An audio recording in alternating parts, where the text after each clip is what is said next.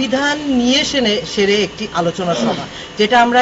11 থেকে 25 তারিখ পর্যন্ত পুরো দেশব্যাপী পুরো ভারতবর্ষে যে কর্মসূচিটি চলছে আমাদের ভারতীয় জনতা পার্টির থেকে, যেখানে আমরা B.R. আম্বেদকর, যেটা ভীমরাও রামজি আম্বেদকরজির যে কৃতিত্ব, সে যে একটা গৌরব, দেশের ভারতবর্ষের যে গৌরব গাথা, এবং কংগ্রেসের যে চিরাচরিত প্রথা, ওনাকে যেভাবে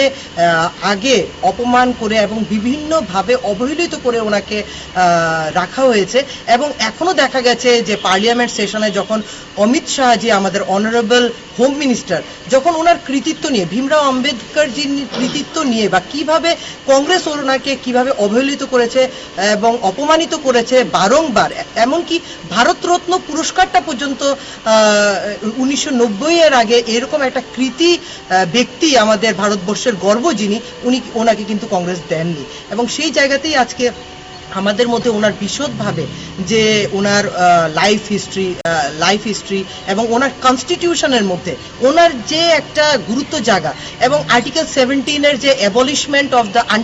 আনটাচেবলসকে নিয়েই তো ভীমরাও আম্বেদকরজির মেইন মুভমেন্ট ছিল। তো এই সব কিছু নিয়ে আমাদের আজকে এই জেলা কার্যালয়ে আমাদের মহিলা মোর্চার থেকে শুরু করে পুরো জেলার প্রতিনিধির থেকে শুরু করে সাংগঠনিক যারা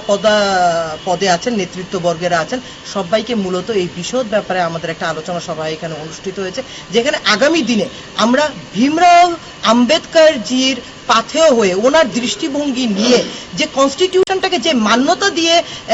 এই